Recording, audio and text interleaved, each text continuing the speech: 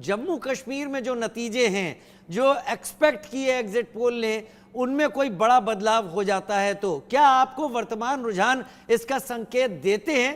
क्योंकि बड़े हंसते हुए बेबाक अंदाज में उमर अब्दुल्ला ने बड़ी गंभीर बात कही कि मुझे मत समझाइए अभी क्या हो रहा है, मुझे इंतजार करना आता है। क्या वाकई इंतजार जरूरी है जम्मू कश्मीर के आंकड़ों में और परिणाम को देखते हुए? जम्मू कश्मीर हरियाणा दोनों में भैया, शायद कोई पॉलिटिशियन ने पिछले 15 दिनों में सबसे प्रैग्मेटिक और सच्ची बात कही तो अभी उमर अब्दुल्ला ने कही। अभी शुरू में 35 मिनट 40 मिनट नहीं हुए काउंटिंग के शुरू हुए और आप जश्न मनाना शुरू कर दो, वो किसी भी पार्टी के लिए ठीक नहीं है। भाजपा क्यों ना हो, कांग्रेस क्यों ना हो, एनसी क्यों ना हो, कोई भी पार्टी, आम आदमी पार्टी क्यों ना हो, सब विधानसभा में 1 से 2 लाख के बीच में वोट्स होते हैं, 13-14 राउंड का काउंटिंग होता है।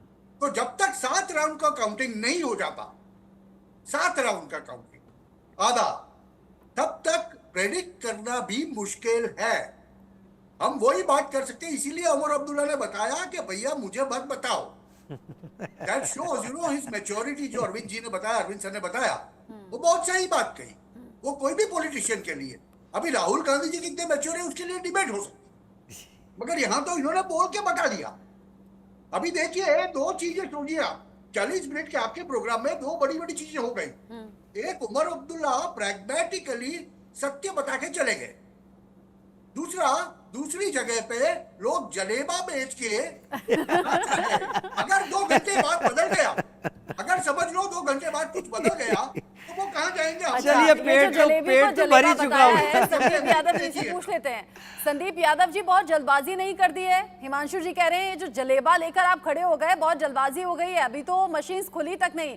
अच्छा, इस बीच बड़ी खबर हरियाणा से, सिरसा से गोपाल कांडा पीछे चल रहे हैं। हिसार से निर्दलीय उम्मीदवार हैं सावित्री जिंदल, वो आगे हैं, आगे बरकरार है। जुलाना से विनेश फोगाट आगे हैं, कांग्रेस का बड़ा चेहरा बना दी गई।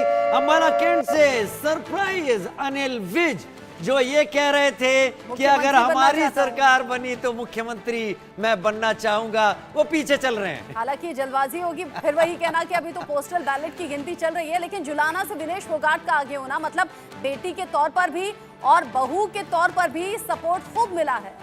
चलिए, जम्मू कश्मीर का रुख करते हैं। सायरन, बड़ी खबर जम्मू कश्मीर, सूरनकोट से बीजेपी के मुश्ताक अहमद शाह आगे हो गए हैं। बिश्ना से कांग्रेस के नीरज कुंदन आगे हैं। पुलवामा से वहीदुर रहमान पारा आगे चल रहे हैं। डोडा से एनसी के खालिद नजीब आगे चल रहे हैं। ये जो आगे पीछे का दौर है, ये अभी बहुत ज्यादा चलता रहेगा। अभी ये रुझान है, अभी पोस्टल बैलेट की गिनती चल रही है, ईवीएम खुलने अब शुरू हो जाएंगे और ईवीएम जब खुलेंगे तो बहुत तेजी से हो सकता है ये नंबर्स बढ़े भी और हो सकता है ये नंबर्स बदले भी। अभी फिलहाल की ताजा जानकारी आप टीवी स्क्रीन पर देख रहे हैं। सबसे पहले जम्मू कश्मीर का आप जान लीजिए। 90 में से 83 सीटों के रुझान सामने आ रहे हैं, जहां पर बीजेपी बढ़त बनाए हुए 28 सीटों पर। और यहाँ 28 का मैं 28 से नहीं कहूंगी राजीव, क्योंकि यहाँ कांग्रेस 10 पर और एनसी 28 पर, यानी 38 में से देखूंगी। हालांकि अदर्स 12 है, उस पर भी निकाय में बनानी होगी। गठबंधन आगे, पीडीपी जाने इधर चली जाए या उधर चली जाए, 5 सीटों पर बढ़त बनाए हुए है। तो यहाँ अभी डाइसी मामला चल रहा है। लेकिन हरियाणा, जहाँ पर 57 सीटों पर कांग्रेस आगे चल रही है और यहाँ बीजेपी है 22 पर, लेकिन मेरी नजर है जेजेपी और आम आदमी पार्टी पर, अदर्स पर। अदर्स में 11 जरूर है, लेकिन जेजेपी और आम आदमी पार्टी जेजेपी में बड़ा सवाल यहां पर यह है कि पूर्व उप मुख्यमंत्री दुष्यंत चौटाला उचाना से पीछे चल रहे थे अभी तक। ये एक बड़ा सेटबैक हो सकता है, लेकिन शुरुआती है। हम बार बार कह रहे हैं ये सब शुरुआती हैं, अभी पोस्टल बैलेट कंप्लीट हुए ही होंगे या फिर हो रहे होंगे। मेरे साथ इस वक्त कई सारे मेहमान जुड़े हुए हैं। मैं एक बार फिर से हिमांशु भट्ट सर आपसे ही शुरुआत करूंगा और बाकी तक जाने की कोशिश करूंगा।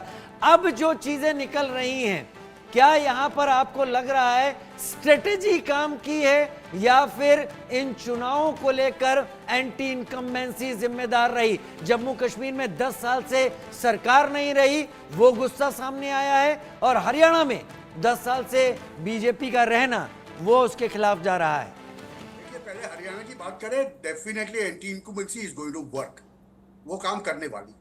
और एंटी इनकम्बेंसी की वजह से बीजेपी कम से कम 15 से 20 सीट कम आएगी जो वो आना चाहती है। और जहां तक जम्मू कश्मीर का सवाल है, देखिए 10 सालों में मैं इसको ऐसे नहीं देखता, मैं इसको अलग तरीके से देखता हूं। अभी तक जितने चुनाव जम्मू कश्मीर के अंदर हुए उसके आप आंकड़े उठा के देख ले तो वोटिंग परसेंटेज कभी भी 15, जी 20, 25 से जी ज्यादा बढ़ा नहीं। जी।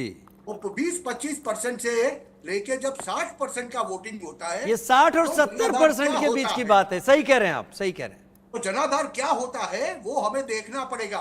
और 10 साल से जब चुनाव नहीं हुआ और इसके बाद अगर समझ लो 60% का वोटिंग होता है, तो बहुत सीधी सी बात है, जम्मू कश्मीर की प्रजा ने एक बात तो स्वीकार ली है कि वो भारत राष्ट्र का अंतर्गत भाग है, इंटीग्रल पार्ट ऑफ इंडिया वो है, इसमें कोई दो बात नहीं है। इसके बाद उनका ये बड़ी संख्या में बाहर आए, इसका मतलब यह होता है कि वो अपना स्वराज चाहते हैं। अभी वो स्वराज किसी भी रूप में हो, एनसी के रूप में हो, पीडीपी के रूप में हो, सजाद लोधी के पास जाए, वो राशिद इंजीनियर के पास जाए, मगर उनको खुद का राज चाहिए या फिर बीजेपी और कांग्रेस के पास चले जाए। मेरा कहने का मतलब यह है कि यह 60% का वोटिंग एक चीज दर्शाता है कि जम्मू कश्मीर की प्रजा पागल नहीं है।